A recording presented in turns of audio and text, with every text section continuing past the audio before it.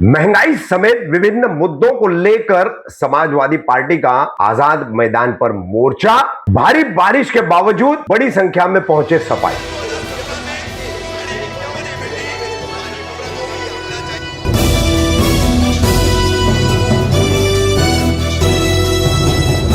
रफीक कामदार हिंदुस्तानी reporter में आपका स्वागत है। मंगलवार 30 जून को महाराष्ट्र और मुंबई समाजवादी पार्टी द्वारा मुंबई के आजाद मैदान में एक मोर्चा का आयोजन किया गया था। ये मोर्चे का आयोजन जो है खास करके महंगाई, स्कूलों को निशाना बनाना और देश के बिगड़ते हालात, ऐसे मुद्दों को लेकर था। इस मोर्चे का नेतृत्व सपा प्रदेश अध्यक्ष विधायक अबू आसिम आजमी को करना था, लेकिन विधानसभा का सत्र चल रहा है, उस वजह से उनको आने में देरी भी हुई और वो ज्यादा इस मोर्चे में जो है वक्त नहीं दे पाए। बहरहाल आजाद मैदान पर किस तरह था सपा का मोर्चा, वो वीडियोस हम आपको दिखा रहे हैं। मुंबई के विभिन्न इलाकों से, ठाणे के विभिन्न इलाकों से और भी कुछ अलग अलग इलाकों से भारी बारिश होने के बावजूद बड़ी संख्या में सपाई यहाँ मौजूद थे, पहुंचे हुए थे। इस मोर्चे को संबोधित करते हुए अबू आसिम आजमी ने क्या कहा सुनिए, और साथ ही मुमरा कलवा सपा की इकाई से अध्यक्ष शब्बीर खान के नेतृत्व में जो यहाँ पर जत्था पहुंचा था वो भी आपको इसमें दिखाई देगा। तो इस मोर्चे को लेकर और विभिन्न समस्या और मुद्दों को लेकर कलवा मुमरा के सपा अध्यक्ष शब्बीर खान ने भी क्या कहा है इस मोर्चे पर सुनिए।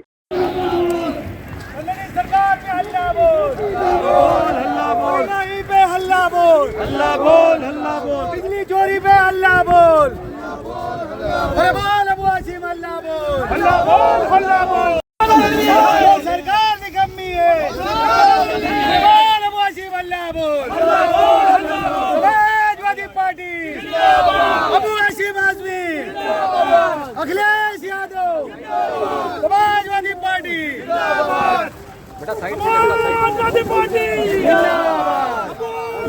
अबू आसिम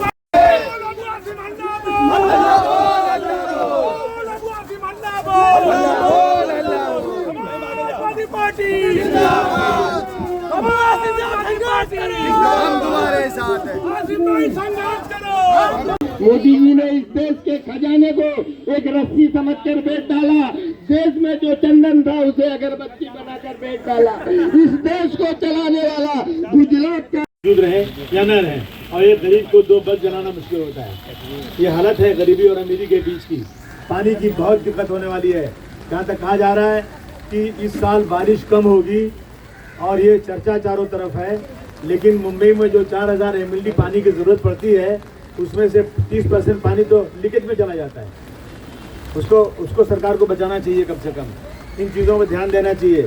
रोज़ाना इस्तेमाल की चीज़ें इतनी महंगी होती जा रही हैं कि लोगों के पहुंच से बाहर होती जा रही हैं।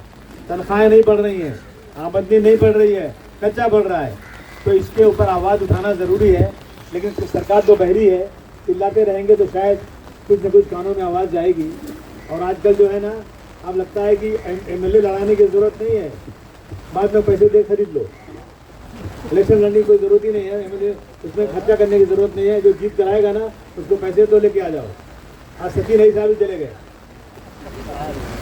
कल साथ में थे उनके, वो उद्धव ठाकरे के साथ में थे, आंसू बहा रहे थे उनके साथ, और आज वो भी चले गए, दूसरे पार्टी में चले, उसमें चले गए, एक नाथ शिंदे साहब पार्टी में।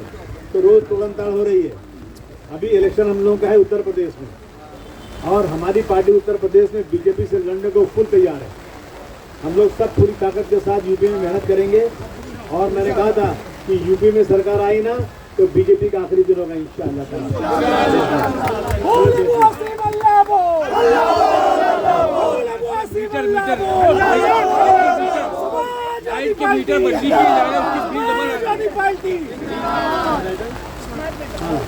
नहीं, ये हर तरह से पैसे खींचना है इनको। स्मार्ट मीटर लगाओ, पैसे उसमें ले लो, और जो है गरीबों के साथ में बिल बढ़ा के पैसे ले लो। नई कंपनियां लाओ। कम से कम भिवंडी में जो चल रहा है टोरेंट कंपनी, हमारी मांग है कम से कम आदमी को चॉइस होना चाहिए। एक टोरेंट है ना तो एक और कंपनी होना चाहिए। तो कोई मुमरा में कहाँ का उन्हीं जगहों पर जहाँ माइनॉरिटी है, ऐसी जगहों में और जगहों में नहीं लाया जा रहा है, उसको परेशान किया जा रहा है हमारे को। तो मेरी मांग है कि जहाँ जहाँ टोरेंट को गया है, जैसे मुंबई में है, हमारे एरिया में है, तो वहाँ पर टाटा भी है और ये अदानी भी है। तो जिसको चाहिए वो टाटा ले, जिसको ज़्यादा नहीं ले। इसी तरह से मुमरा में, भिवंडी में और मालेगांव में जहाँ जहाँ प्राइवेट कंपनियाँ हैं वहाँ दूसरी एक और कंपनी चॉइस होनी चाहिए, ताकि लोगों को कम से कम किसी को मनमानी करने का वो ना मिले। ये सारी चीज़ें, बहुत सारी चीज़ें हैं, आप लोग भीग रहे हैं, इसलिए ज़्यादा बात नहीं करना चाहिए। हाँ देखिए, ये तो बहुत बड़ी वो हुई है। अभी सरकार के पास जगह नहीं है बच्चों को पढ़ाने की, और एक स्कूल में, म्यूनिसिपलिटी के स्कूलों को में बच्चों को पढ़ाने का खर्च तकरीबन 8,000 रुपया है। एक बच्चे का खर्च 8,000 रुपया आता है सरकार के खजाने से। और जो छोटे छोटे स्कूल हमारे एरिया में चलते हैं या प्राइवेट स्कूल चलते हैं, उसमें एक बच्चे की फीस 400-500 रुपया है। और पढ़ाई अगर आप देखेंगे ना, अगर आप कंपटीशन कराएंगे कॉर्पोरेशन के स्कूल और जो प्राइवेट स्कूलों से, तो प्राइवेट स्कूलों का स्टैंडर्ड उससे अच्छा है। लेकिन जो है ये स्कूल बंद करने की पूरी तैयारी है। इसके ऊपर हम लोग पूरी ताकत के साथ लड़ेंगे। कोर्ट का दरवाज़ा भी खटका रहे हैं, और मुझे वादा किया सीएम साहब ने कि आपका कोई स्कूल डिमोलिश नहीं होगा, ऐसा वादा तो किया है, लेकिन इनके वादे कोई भरोसा नहीं है। हमें तैयार रहना चाहिए। और एक बहुत बड़ा धरना तय हुआ था उस दिन, हमको एम ईस्ट वार्ड पे देना है हमारे एरिया के लिए। ये तो पूरे मुंबई में है ये स्कूलों का मैटर, लेकिन एम ईस्ट वार्ड में हम लोगों को बड़ा धरना, पूरे बच्चे, उनके पेरेंट्स, टीचर्स, आम पब्लिक वहाँ आए और सरकार को बताए कि इसके लोग नाराज़ हो रहे हैं, ये स्कूल बंद नहीं होना चाहिए। जो अपना स्कूल है बीएमसी के, उसकी कैपेसिटी ही नहीं है तो और बच्चों को ले सके, तो ये बच्चे जाएंगे कहाँ? तो ये इस पर हम लोग जो है बहुत सीरियस हैं। इस पर बात की जाएगी और इस पर ज़बरदस्त आंदोलन किया जाएगा। जब तक अपनी ताकत, अपनी एकता नहीं दिखाएंगे ना, तब तक सरकार झुकने वाली नहीं है। मैं फिर एक बार आप सबका शुक्रिया अदा करूंगा और कहूँगा कि बहुत बारिश ज़्यादा हो रही है, अल्लाह करे और ज़ोर से बारिश हो, क्योंकि पानी की बहुत कमी है। तो आपका बहुत बहुत शुक्रिया। यहीं से हम लोग धरना खत्म कर देते हैं, ठीक है, शुक्रिया। फिर भाई, ये आज़ाद मैदान में आज महंगाई को लेके ये मोर्चा था। इस मोर्चे में आप काफ़ी लोगों को बस में भर के लेके आए हैं और मुमरा में कुछ एक्टिव भी नज़र आ रहे हैं। मगर आसिम भाई ने अभी कहा यहाँ पर आने के बाद में वो हाउस में भी थे, हाउस छोड़ के आए हैं, और यहाँ पर आने के पहले भी कुछ लचर हालत भी दिखाई दी, मगर आपके आने के बाद ये भरा हुआ दिखाई दिया। इसको लेके क्या कहेंगे? ये कहीं ना कहीं समाजवादी के लोग पीछे हटते हुए नज़र आ रहे हैं, इसको लेके क्या कहेंगे? अस्सलाम वालेकुम रहमतुल्लाहि वबरकातुहू। आपकी बातों में दोनों बातों का सवाल भी है और जवाब भी है। आपने कहा कि लोग पीछे हटते नज़र आ रहे हैं। आप इतना जम गफ़ीर है, तकरीबन 45 से 50 लोग सिर्फ मुमरा से आए हुए हैं। इसी तरीके से पूरी बम्बई से, गोवंडी से, भिवंडी से, सब जगह से, चूँकि मौसम ख़राब होने की वजह से। दूसरा एक था कि बाहर ट्रैफिक बहुत ज़्यादा है, वहाँ एक दूसरा मोर्चा चल रहा है जिसकी तरफ से पूरे रोड को ब्लॉक किए गए हैं। बहुत सी बसें आई थी दूसरी जगह से, जिनको जो है वो अंदर आने दिया नहीं गया, इसलिए लोग तितर-बितर हो गए। मोर्चा कामयाब रहा। मोर्चा ये था कि जो गूंगी बहरी सरकार है उसको जगाना है। हम जानते हैं हमारी एक छोटी सी कोशिश है। जैसे आप जानते हो कि एक चिड़िया जब आग लगी थी तो अपनी चूंच में एक बूंद पानी लेकर जाती थी, तो उसको लोगों ने पूछा कि तेरा क्या काम है इतनी बड़ी आग में एक बूंद पानी में? तो उसका ये कहना था कि कम से कम मेरा नाम आग बुझाने वालों में से होगा।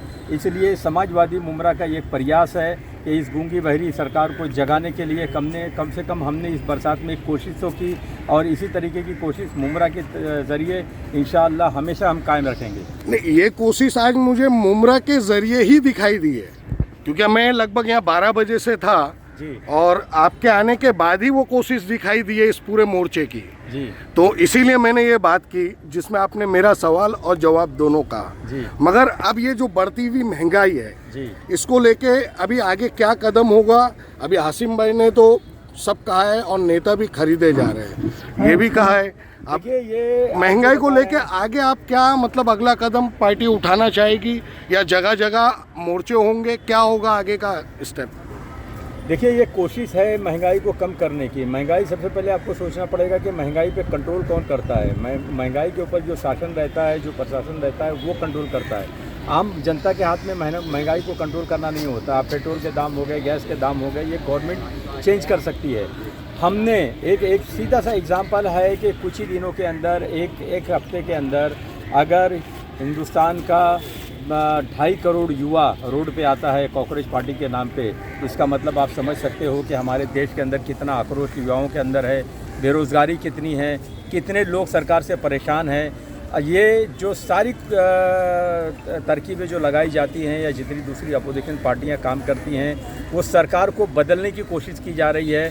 तो हमारा भी यही तरीक़ाकार है कि हम एज अ अपोजिशन हम सरकार को बदलें। जब तक सरकार नहीं बदलेगी ये महंगाई कंट्रोल में आने वाली नहीं है। शब्बीर भाई, सब मिलके लड़ तो रहे हैं महंगाई से और भाजपा से। जी, लड़ने के बावजूद ये दिखाई दे रहा है भाजपा निकल के आ रही है। जी, अब वो जंग तो लगातार चल रही है, अभी भी चल रही है, और अभी आने वाला यूपी इलेक्शन है जिसके ऊपर ज़्यादा जोर दे रहे हैं आपकी समाजवादी पार्टी से अखिलेश यादव जी। तो आगे आपकी क्या योजना रहेगी पूरे इस यूपी के इलेक्शन को लेके? मगर मेरे हिसाब से यूपी के लोग मुमरा में काफ़ी है, तो आगे क्या योजना रहेगी, किस तरीके से आप देखेंगे और यूपी से कैसे खदेड़ेंगे? देखिए कैसा है कि हमारा एक देश पूरी दुनिया का सबसे बड़ा डेमोक्रेटिक एक जमहूरी मुल्क है। पूरी दुनिया में आप कह सकते हैं कि सबसे बड़ा जमहूरियत जो अगर आज भी बाकी है वो हिंदुस्तान में बाकी है। लेकिन ये प्रश्न उठ रहा है कि धीरे धीरे हिंदुस्तान से जमहूरियत जो है वो ख़त्म हो रही है। जो जिस तरीके से फेयर इलेक्शन होते थे उस तरीके से फेयर इलेक्शन नहीं होते। हम और आप मिलकर सरकारें तय करती हैं कि हम पर कौन राज करेगा और कौन देश चलाएगा और कौन हमारी नीयतों को चलाएगा।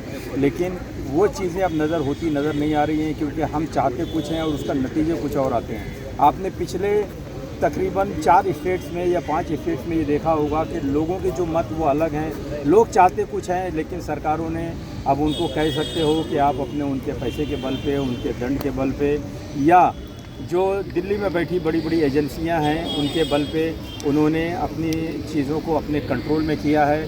तो सरकारें फ़िलहाल उनके पास है और इसका बदलाव होना बहुत ज़रूरी है।